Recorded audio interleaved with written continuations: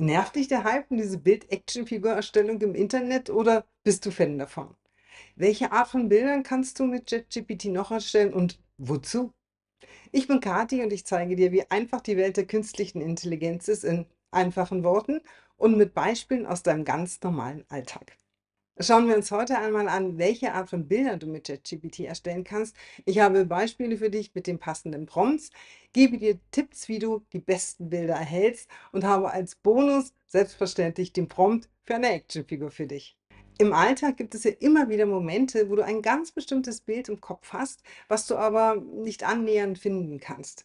Jetzt hilft dir ChatGPT genau dieses Bild zu erstellen. Mit der kostenlosen Version von ChatGPT kannst du am Tag circa 3 Bilder erstellen.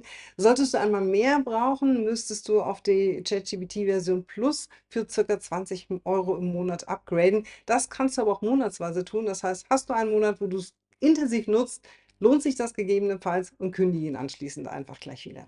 Welche Art von Bildern kannst du denn nun erstellen? Beginnen wir doch einmal mit den fotorealistischen Bildern, wie zum Beispiel für Natur oder Landschaften oder aber auch Objekte oder Porträts. Illustrationen für Comics, Zeichnungen oder auch Skizzen. Künstlerische Stile wie Impressionismus oder Digital Art. Fantasy- und Science-Fiction-Bilder. Collagen und Mischbilder. Kombiniere doch einfach verschiedene Stile oder Objekte. Oder aber abstrakte Kunst. Form, Farben oder Muster. Jetzt hast du eine Idee davon, welche Arten von Bildern du kreieren kannst, aber wofür jetzt im ganz normalen Alltag? Schauen wir als erstes mal in den privaten Bereich. Da kannst du Glückwunschkarten, Ankündigungen, Einladungen, vielleicht zu einer Motto-Party, ganz speziell auf dich personalisieren. Vielleicht hast du ja eine Idee von einem Bild an der Wand, was du nirgends finden kannst. Dann lass es dir erstellen, drucken und hängst dir an die Wand. Oder aber du möchtest dein Tagebuch visuell führen. Dann erzähle ChatGPT, wie dein Tag war und lass doch einfach mal ein Bild erstellen. Im Bereich Bildung und Lernen kannst du zum Beispiel Illustrationen oder Grafiken für eine Präsentation erstellen lassen. Lass doch mal schwierige Texte visualisieren und bildlich darstellen. Im Business- und Marketingbereich ganz klar Social Media Content Erstellung und natürlich auch für deinen privaten Bereich. Oder aber Markenbildung, lass dir doch Logos erstellen oder Visitenkarten. Im persönlichen Bereich hast du ja eigene Visionen und Ziele und schreib die halt vielleicht nicht nur auf, sondern lass sie doch einfach mal als Bild erstellen. Oder aber deine Tageswochen- und Monatsplanung. Warum immer Listen schreiben, wenn man das alles auch wunderschön in Bildern darstellen kann? Schauen wir uns jetzt einfach Beispiele an und testen mal aus, mit welchen Prompts bzw. Anweisungen denn welche Bilder generiert werden. Starten wir mit einem fotorealistischen Bild und stellen uns vor, du willst einem Winterkind einen Geburtstagsgruß schreiben mit einem frischen Frühlingsstrauß und kannst jetzt nicht einfach in den Garten gehen und mal eine Blume fotografieren, sondern musst dir was richtig Originelles einfallen lassen. Und dazu gibst du einfach mal in ChatGPT ein: Erstelle ein fotorealistisches Bild von einem Frühlingsblumenstrauß auf einer Fensterbank. Im Hintergrund sind Berge zu sehen. Je genauer du deine Vorstellung beschreibst, je mehr Informationen du mitgibst, zum Beispiel auch, welche Blumen sollen denn in dem Strauß drin sein, was soll im Hintergrund sein, wie soll das Licht sein, soll es auf einem Tischchen vor einem Fenster stehen, was immer dir dazu einfällt, je besser und genauer wird natürlich das Bild nach deinen Vorstellungen. Dein Kind ist in der Dinosaurierphase und deine Malbücher sind erschöpft und es gibt auch nichts Neues mehr auf dem Markt? Dann lass ChatGPT für dich arbeiten.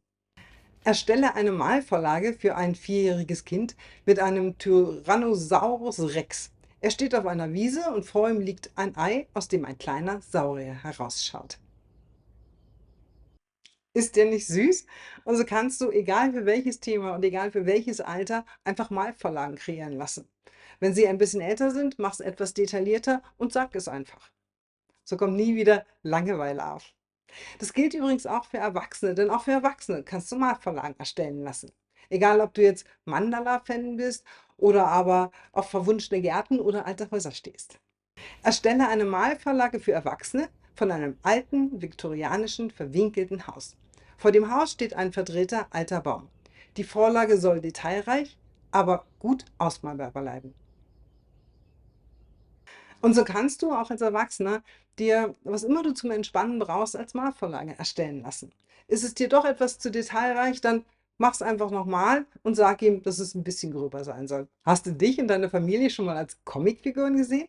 Vielleicht möchtest du ja in diesem Jahr mal eine andere Art von Familienbild als obligatorische Weihnachtskarte verschicken.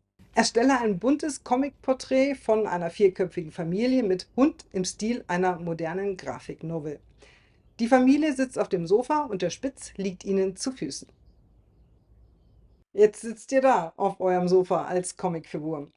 Je genauer du dich und deine Familie als Menschen beschreiben kannst, die Umgebung beschreiben kannst, euren Hund oder eure Katze beschreiben kannst, je genauer wird natürlich das Bild an der Stelle. Wahlweise kannst du ein Foto hochladen und sagen, mache aus diesem Foto ein Comic und ihm dazu sagen, naja, wie genau das aussehen soll. Du hast ein Zitat, mit dem du deine Präsentation eröffnen möchtest, oder aber einen super Spruch, den du auf deinem Social Media Account posten möchtest, aber nicht den passenden Hintergrund, dann lass doch genau diesen dir erstellen. Generiere eine auffällige surreale Landschaft im Stil von Salvador Dali, die neugierig macht und Aufmerksamkeit auf Instagram erzeugt. Und so kannst du den Hintergrund deines Bildes oder deines Zitates an den Inhalt anpassen und experimentiere dabei doch einfach mal mit verschiedenen Künstlern und Stilrichtungen. Schule, Studium und Beruf sind ein weiterer Bereich, in dem man ja Bilderstellung immer gut gebrauchen kann. Du musst einen Vortrag halten oder ein Referat über ein ganz bestimmtes Thema und möchtest das ganz speziell nach deinen Vorstellungen mit einem Bild hinterlegen. Machen wir mal ein ganz einfaches Beispiel, weil die Bilderstellung doch auch ziemlich lange dauert. Erstelle eine einfache und klare Infografik zur Erklärung des Wasserkreislaufs für Grundschulkinder. Je genauer du die Inhalte des Themas beschreiben kannst, was dargestellt werden soll und wie es dargestellt werden soll und für welchen Menschenkreis es ist, je mehr und je näher kommt das Bild natürlich an deine Vision heran. Jetzt hast du eine erste Idee davon, welche Art von Bildern du herstellen kannst, für welche Bereiche in deinem Leben und ja, wie sie aussehen, wenn du welche Anweisungen an ChatGPT gibst. Möchtest du wissen, wie ChatGPT dein Leben noch erleichtern kann, dann schau doch einfach mal unten in die Kommentare. Da habe ich dir ein Dokument verlinkt, was du kostenlos herunterladen kannst. Da gibt es eine kleine Einführung in das Thema und da habe ich dir aus 9 verschiedenen Lebensbereichen mit jeweils 2 Themengebiete Prompts oder Anweisungen zur Verfügung gestellt, die du einfach nur kopieren musst, damit du sofort loslegen kannst.